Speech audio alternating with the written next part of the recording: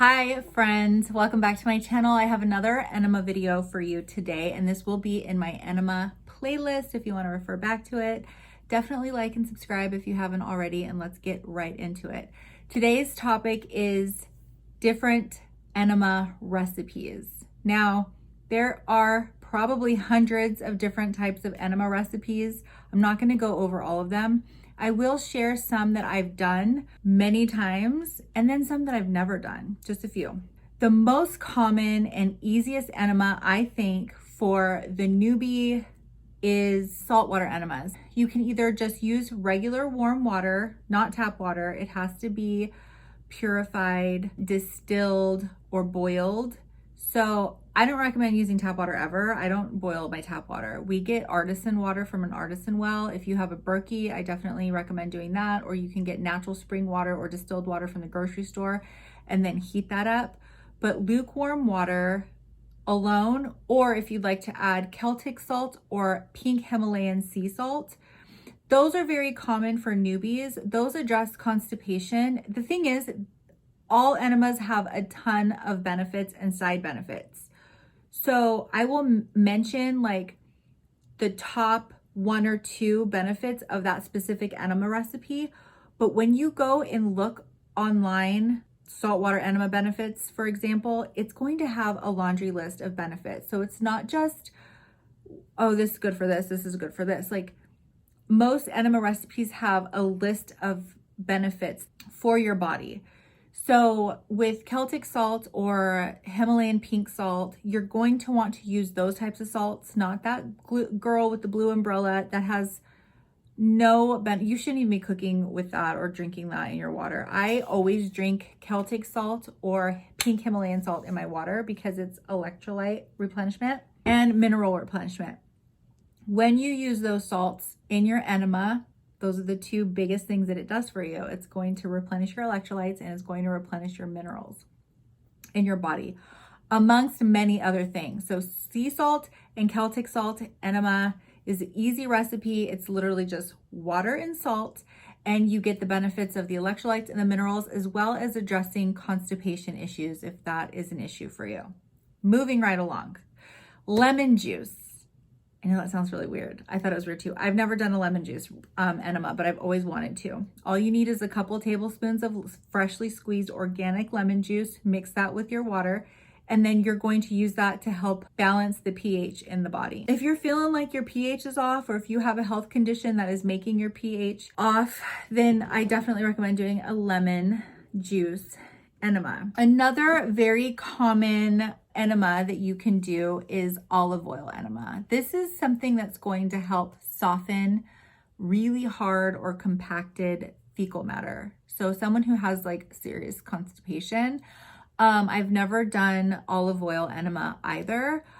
I started doing enemas, and I'll share that video here of like why I started and which one I started, but I started doing coffee enemas first. That was the very first enema I've ever done.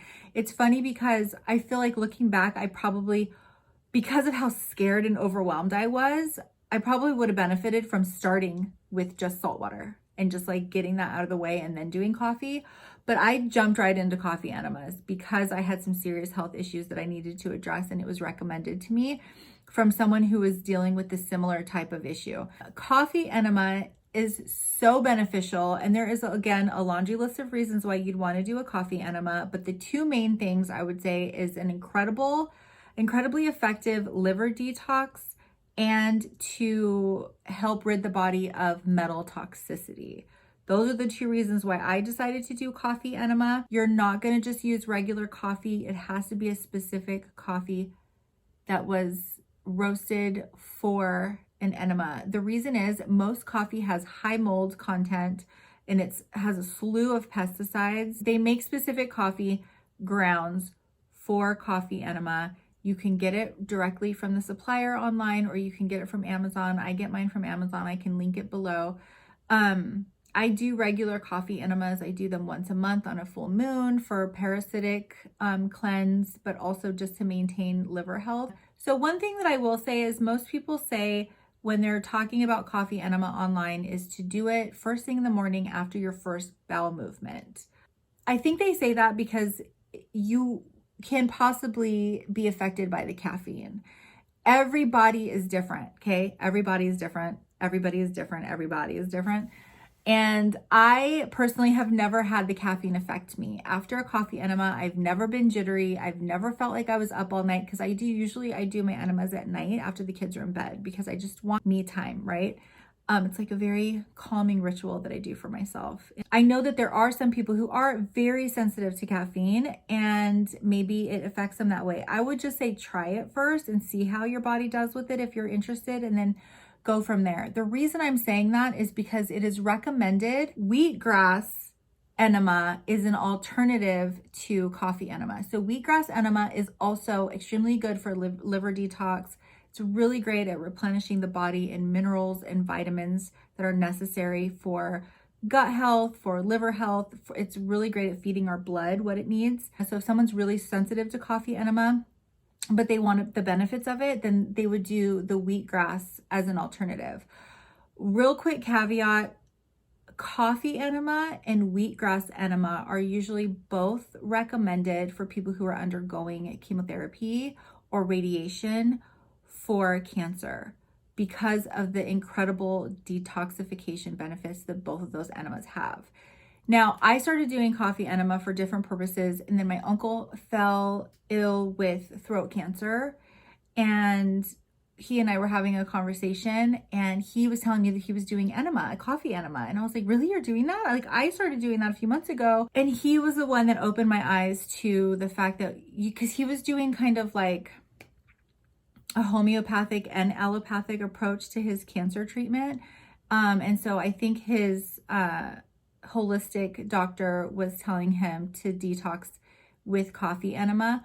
Whenever he told me that, I realized that it's very common practice for a lot of good doctors to recommend a way to detox when you're going through chemo.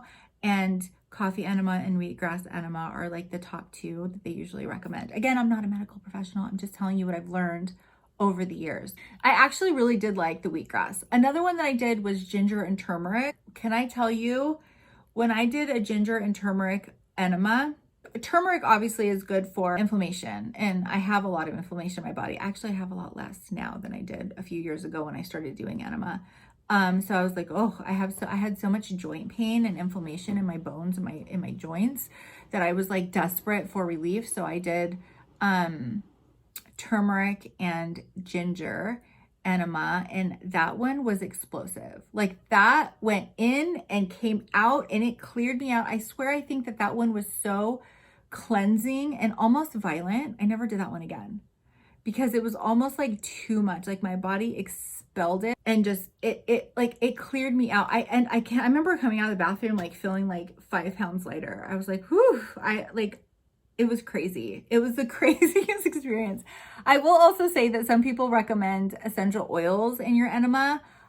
I'm not going to recommend you do anything, but I'm telling you, I have done essential oil enemas. When you look up on medical websites, essential oils and herbs, so both for enema, there's a ton of recipes that come up, because essential oils and herbs are so beneficial to address so many different types of health concerns that it makes sense to put it, so, but I'm not talking about that again right now. I'm not telling you to use enemas, essential oils in your enemas. Yes, I have done it. I'm not trying to tell you to do it. Some people just do soap, Castile soap, like liquid Castile soap, or like goat's milk soap to do their enemas. I've never done that, but that's just a basic, we want to address bloating and constipation. We want to clear out the bowel. We want to, sometimes people with hemorrhoids will do Castile soap or goat milk soap enema.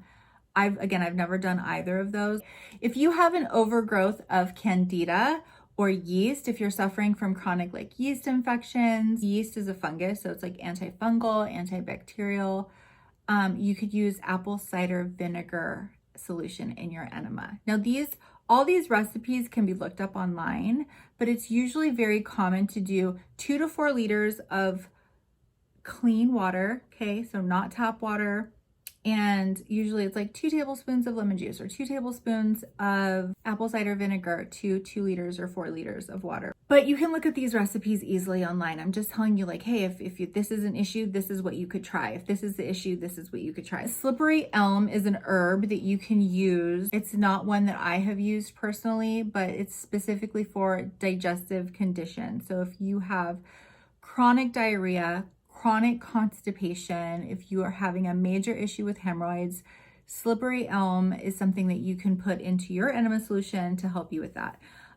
One that I have tried again is probiotics. So I have opened up probiotic capsules and put them inside of my enema solution, and to really replenish my gut. I had a lot of gut issues. I didn't realize how much my gut was like screaming at me until I started really addressing it. So I started with coffee enema for a completely different reason. And then I started addressing gut health as a byproduct of like what I was going through here. I can make another video about that, but I was, and I do have another video like that coming up soon about my chronic overuse of antibiotics and how it wiped out my gut flora.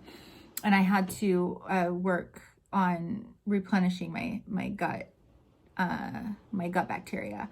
So I wanted to give you a list. I'll definitely put a list down below, and I'll put the benefits with it in my description box so that you have that for your own use if you have to come back to this video.